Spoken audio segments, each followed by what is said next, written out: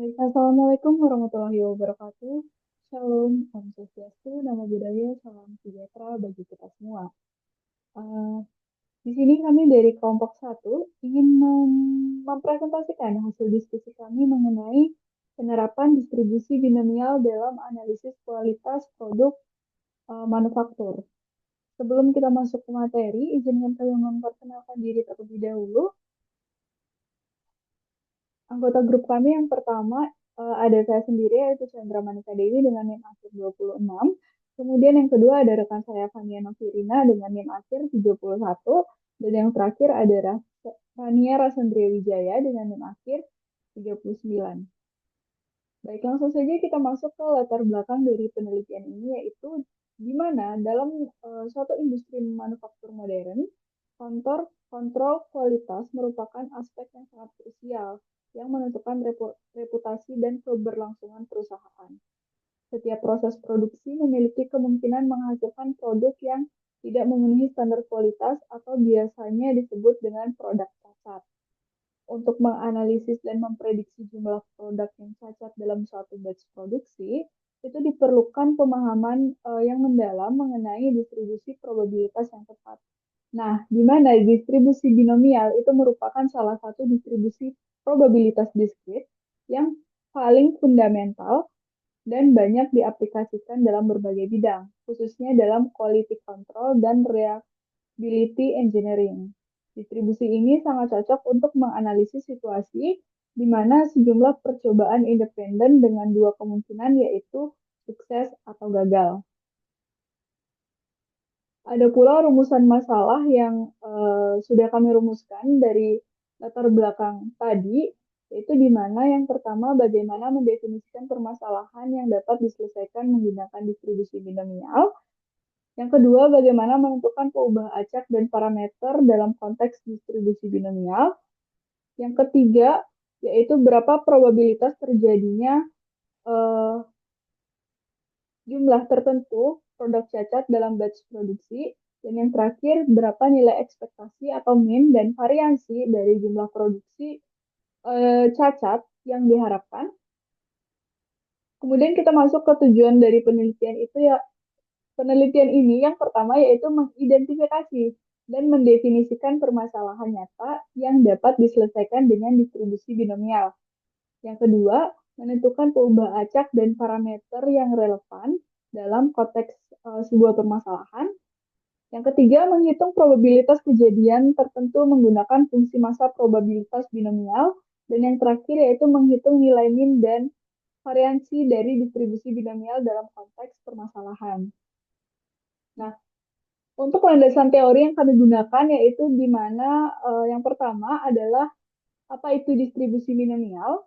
Nah, distribusi binomial merupakan distribusi probabilitas diskrit yang menggambarkan jumlah keberhasilan atau kegagalan dalam suatu percobaan independen dengan dua kemungkinan yaitu sukses atau gagal.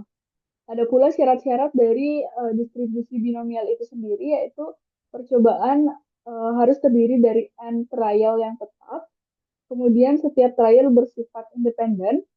Setiap trial memiliki dua kemungkinan hasil yaitu sukses atau gagal. Probabilitas sukses atau P itu konstan untuk setiap trial dan yang terakhir peubah acak X adalah jumlah sukses dalam n trial. Untuk selanjutnya akan dijelaskan oleh rekan saya, Fania.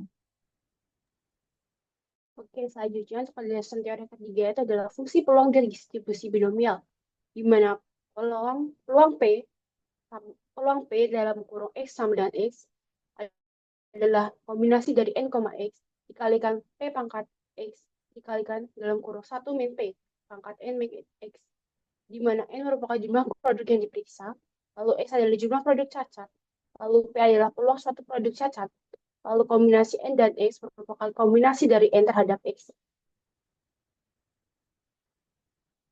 Selanjutnya itu adalah nilai min dan variansi. Di sini min menggunakan rumus mu sama dengan N kali P. Lalu untuk variasi sendiri merupakan sigma kuadrat sama dengan N kali P dikali dalam kurung 1 min P. Lalu selanjutnya yang terakhir ada standar deviasi, di mana sigma sama dengan akar dari variasi atau akar dari N kali P dikalikan dalam kurung 1 min P. Selanjutnya. Lalu kita akan masuk ke metodologi. Jadi kami menggunakan metode studi kasus dengan pendekatan kuantitatif dan berjenis penelitian deskriptif analisis. Di mana pendekatan kuantitatif ini kami pilih karena penelitian ini melibatkan perhitungan matematis yang presisi, menggunakan fungsi massa probabilitas, analisis statistik deskriptif berupa mean dan variasi, serta interpretasi numerik dari hasil probabilitas yang diperoleh. Selain itu, penelitian ini juga bersifat eksploratif dalam hal mengeksplorasi berbagai skenario probabilitas yang mungkin terjadi dalam proses produksi, mulai dari kondisi ideal seperti tidak terdapat produk cacat, hingga kondisi kritis yang memerlukan intervensi manajemen. Dengan demikian, penelitian ini tidak hanya berhenti pada perhitungan teoritis, tapi juga memberikan rekomendasi strategis untuk implementasi sistem kontrol kualitas berbasis probabilitas. Selain itu, di sini kami pada untuk sumber daya sendiri, penelitian ini diperoleh dari yang pertama itu adalah studi literatur mengenai distribusi binomial. Lalu yang kedua ada data simulasi berdasarkan kondisi real industri manufaktur. Yang terakhir itu adalah observasi terhadap proses quality control di industri elektronik.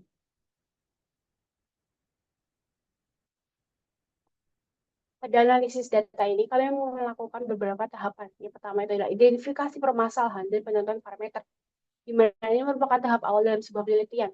Dalam hal ini, permasalahan yang kami ambil berfokus pada jumlah produk cacat dalam satu base produksi, dengan parameter terdistribusi N dan P, yang ditentukan berdasarkan skenario yang disimulasikan nanti. Yang kedua adalah penerapan fungsi massa probabilitas atau PMF, di mana nilai X atau jumlah produk cacat dihitung menggunakan rumus peluang dalam kurung X sama dengan K sama dengan kombinasi dari N, K dikalikan P pangkat K dikalikan dalam kurung 1 min P dipangkatkan N min K. Lalu selanjutnya kita akan menghitung nilai min dan variasi, di mana nilai ekspektasi atau min dan variasi ini akan dihitung menggunakan rumus distribusi binomial, seperti yang sudah disampaikan pada landasan teori sebelumnya, di mana mu sama dengan N kali P dan sigma kuadrat sama dengan N kali P dikalikan 1 min P. Yang terakhir adalah interpretasi hasil dalam konteks manajemen kualitas, di mana nantinya hasil dari perhitungan probabilitas, min dan variasi ini dapat digunakan untuk pengambilan keputusan, seperti apakah proses berada dalam kendali atau memerlukan tindakan korektif.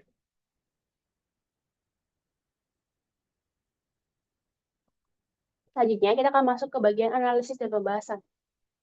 Pada tahap ini, pembajak X yang kami gunakan merupakan jumlah komponen layar smartphone yang catat dalam satu base produksi. Ini terdiri dari 200 unit, di mana X ini dapat mengambil nilai 0, 1, 2, 3, hingga 200. Lalu untuk parameter yang kami gunakan sendiri ada 3, yaitu N, P, dan Q. Di mana N merupakan jumlah total produk dalam satu batch, yaitu 200. Lalu P merupakan probabilitas sebuah produk cacat, yaitu 0,05. Lalu Q adalah probabilitas sebuah produk yang tidak cacat, yaitu 0,95. Sehingga distribusi pubah acak dapat ditulis sebagai pubah acak X terdistribusi binomial dalam kurung 200,0,05.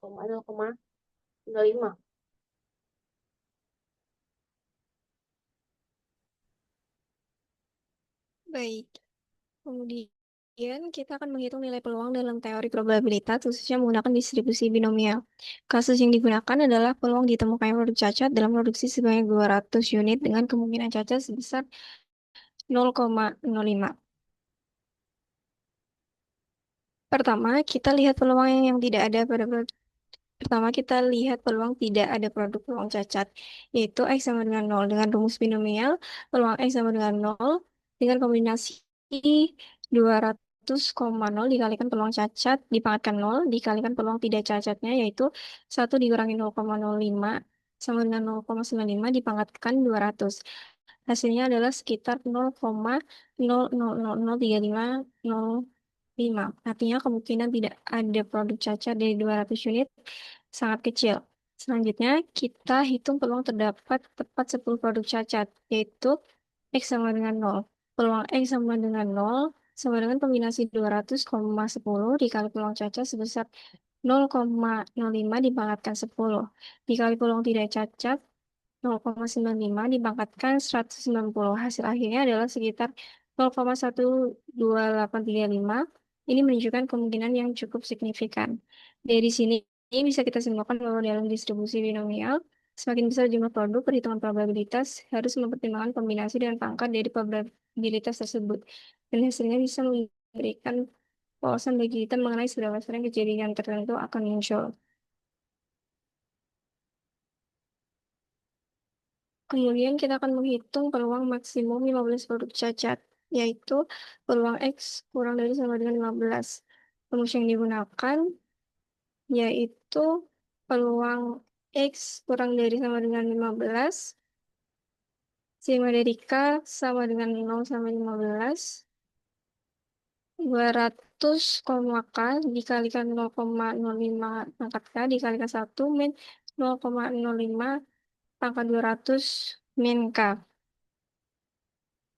Nah, karena perhitungan ini bisa sangat panjang, kita menggunakan rumus Z-score sama dengan 15,5 sama dengan 0 dikurang 10 per 3,82 sama dengan 1,783. Nah, di tabel distribusi nomor tersebut didapatkan peluang X kurang dari 15 itu kurang lebih 0,9556 atau sekitar 95,56%. Dengan menghitung nilai P peluang X kurang dari 5, satu per satu dari X sama dengan 0 sampai X sama dengan 5, totalnya sekitar 0,062342. Maka P peluang X kurang dari 5 sama dengan 1 dikurangi 0,62345 itu sama dengan 0,937658. Artinya terdapat kemungkinan sebesar 93,77% bahwa lebih dari 5 produk akan cacat dari 200 produk. Kemudian untuk slide selanjutnya akan dijelaskan kembali oleh Fani.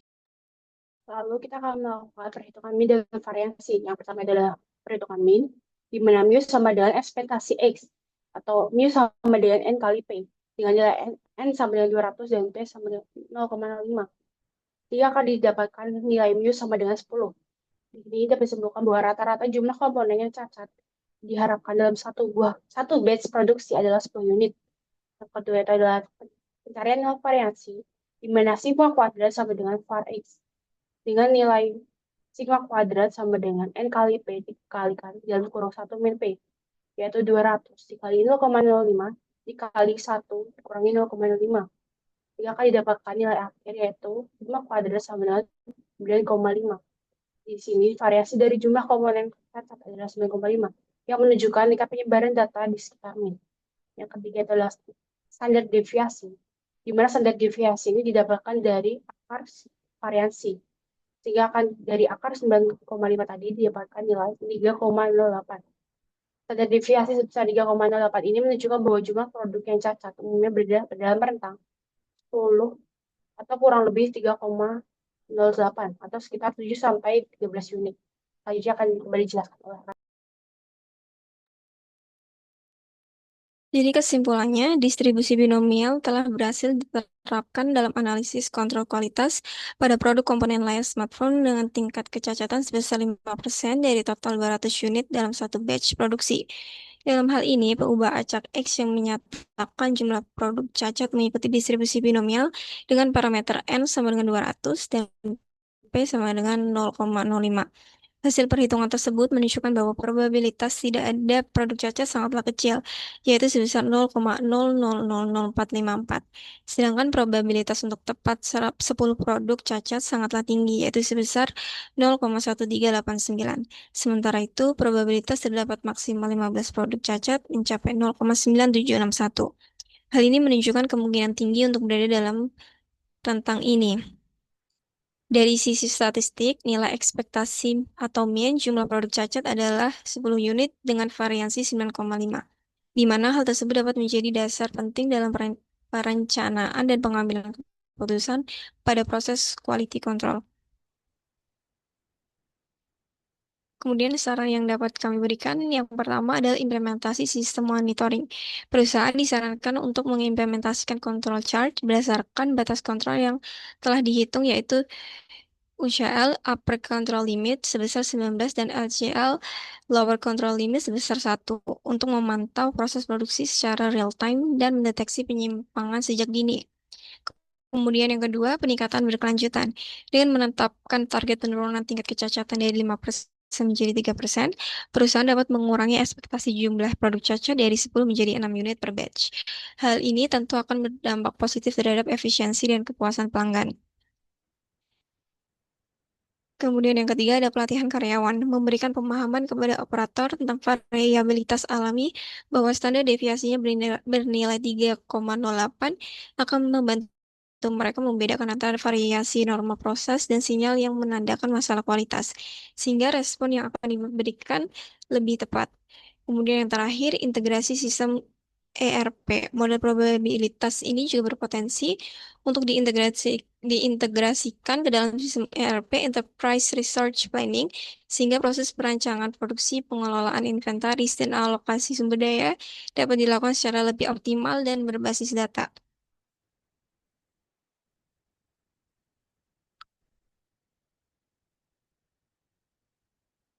Baik, ini ada beberapa daftar pustaka yang kami kutip atau yang kami jadikan patokan dalam penelitian ini. Mungkin itu saja presentasi yang dapat kami sampaikan dari hasil diskusi yang sudah kami laksanakan. Kurang lebihnya kami mohon maaf. Terima kasih, kami tutup. Wassalamualaikum warahmatullahi wabarakatuh.